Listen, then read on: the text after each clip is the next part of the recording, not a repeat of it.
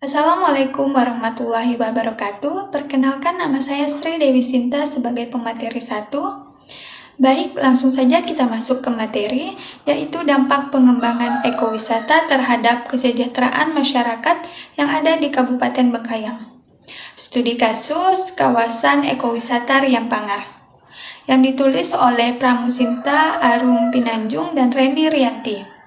Kelompok kami mengambil sumber dari Jurnal Nasional Pariwisata Volume 10, nomor 1 April 2018.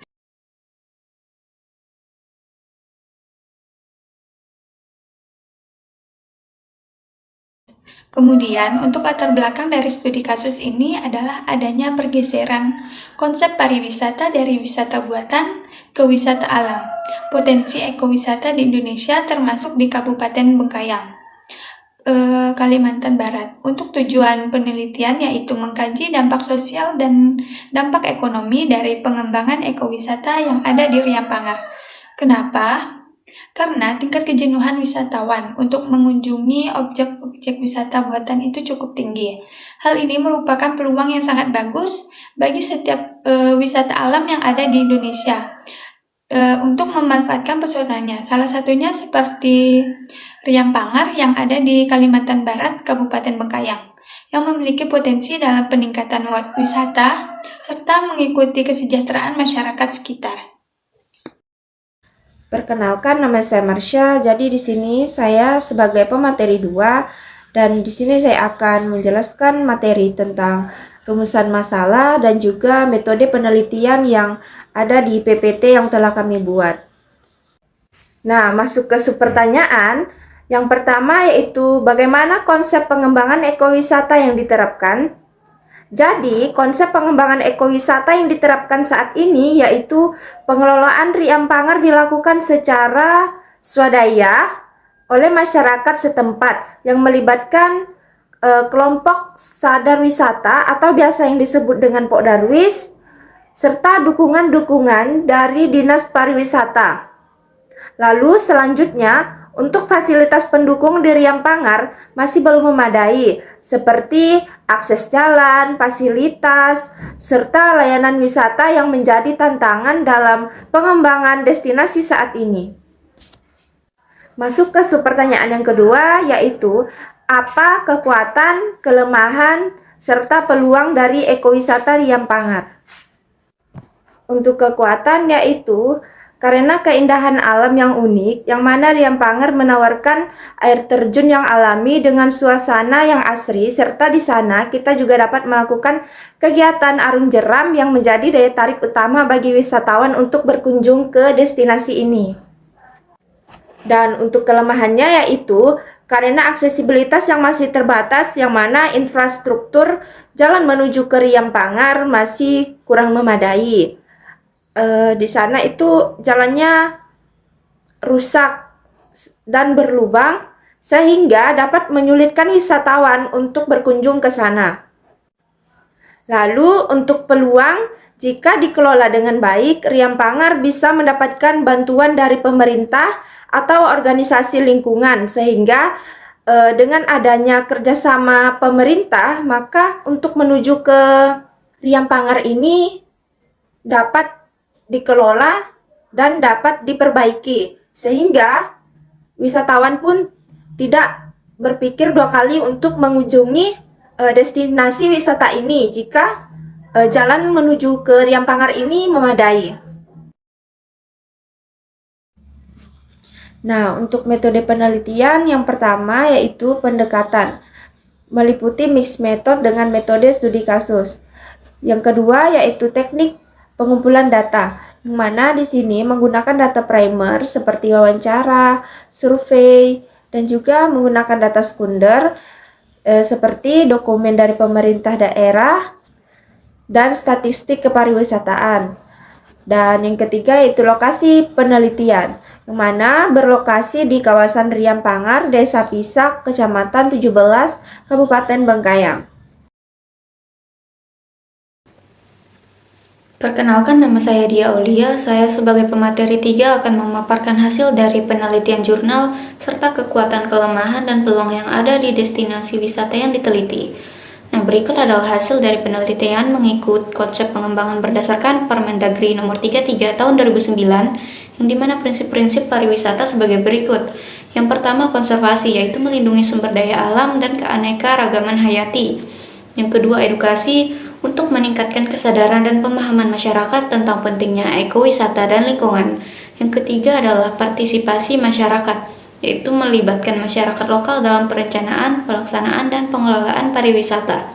Yang keempat adalah pemanfaatan potensi lokal, seperti dengan mempertahankan dan mengembangkan budaya serta tradisi lokal yang memberikan manfaat ekonomi bagi masyarakat lokal.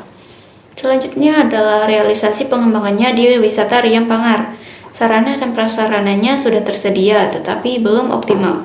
Dan yang terakhir adalah aktivitas wisata unggulan di Riam Pangan. Wisata dapat merasakan aktivitas yang ditawarkan seperti olahraga, arung jeram, dan berkemah. Lalu berikut adalah kekuatan, kelemahan, dan peluang yang ada di wisata Riam Pangar. Yang pertama, kekuatan.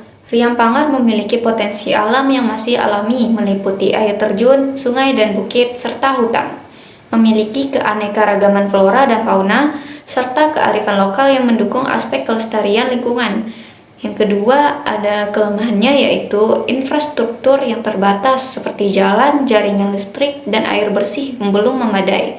Belum adanya perencanaan detail baik untuk jangka pendek, menengah, dan jangka panjang. Minimnya promosi. Dan yang terakhir adalah peluang-peluang yang dapat dimanfaatkan oleh Riam Pangar, yaitu peningkatan minat wisata ekowisata, memberikan dampak positif bagi ekonomi lokal.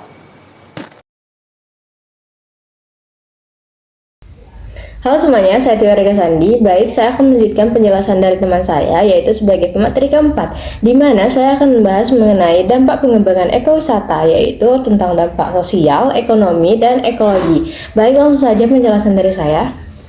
Baik, seperti yang kita ketahui, ekowisata adalah bentuk pariwisata yang berfokus pada pelestarian alam dan pemberdayaan masyarakat lokal. Meskipun memiliki banyak manfaat, ekowisata ini juga bisa membawa tantangan jika tidak dikelola dengan baik. Dampaknya bisa kita lihat dari tiga aspek yang saya sebutkan tadi, yaitu sosial, ekonomi, dan ekologi. Di dampak sosial ini memiliki dampak positif. Yang pertama yaitu meningkatkan kerjasama masyarakat. Artinya, warga berkolaborasi dalam mengelola destinasi wisata, misalnya dengan membentuk kelompok sadar wisata atau yang bisa kita sebut dengan Pokdarwis. Gunanya itu untuk menjaga lingkungan dan budaya lokal.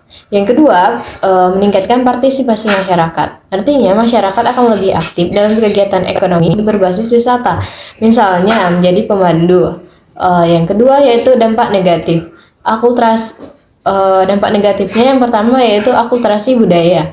Maksudnya budaya luar bisa menggeser budaya lokal jika tidak ada upaya untuk pelestarian tradisi. Yang kedua, peningkatan migrasi, yaitu kedatangan pendatang yang mencari peluang kerja bisa menimbulkan persaingan dengan warga lokal. Yang ketiga yaitu perubahan sosial yang cepat. Maksudnya itu pergeseran dari pekerjaan tradisional ke sektor wisata dapat mengubah pola hidup masyarakat yang mungkin ya tidak semua orang siap menghadapinya. Yang kedua, dampak ekonomi. Di dampak ekonomi ini memiliki dampak positif. Yang pertama, penerapan tenaga kerja. Banyak pekerjaan yang tercipta seperti pemandu wisata, pengelola penginapan, dan lain sebagainya.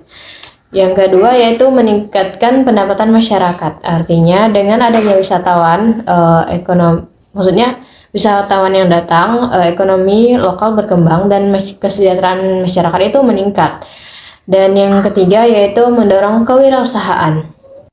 Kemudian dampak negatif yang pertama yaitu ketergantungan pada sektor wisata. Misalnya itu jika wisatawan berkurang akibat bencana ataupun pandemi, ekonomi masyarakat bisa berdampak secara signifikan. Yang kedua yaitu kenaikan harga tanah dan inflasi. Permintaan tinggi untuk properti di sekitaran kawasan wisata bisa menyebabkan harga tanah itu melambung dan membuat masyarakat lokal kesulitan membeli atau mempertahankan tempat tinggal mereka. Dan yang ketiga, yang terakhir itu dampak ekologi. Yang pertama yaitu resiko penebangan hutan, tapi juga menjadi peluang untuk pelestarian dan penelitian keanekaragaman hayati. Baik, itu saja penjelasan saya. Terima kasih. Nah, di sini saya sebagai pemateri kelima dari kelompok 2. Nah, langsung saja masuk ke materinya. Di slide 8 ini, yaitu kesimpulan. Nah, potensi ekowisata yang tinggi di Riam Pangar berdampak pada peningkatan kesejahteraan sosial dan ekonomi masyarakat. Perlunya pengembangan berbasis konservasi dan edukasi untuk menjaga keseimbangan antara dampak sosial, ekonomi, dan ekologi. Nah, cukup sekian kesimpulan dan rekomendasi yang dapat saya sampaikan. Kurang lebihnya mohon maaf. Saya sebagai perwakilan mengakhiri presentasi kelompok 2 pada video kali ini. Terima kasih. Wassalamualaikum warahmatullahi wabarakatuh.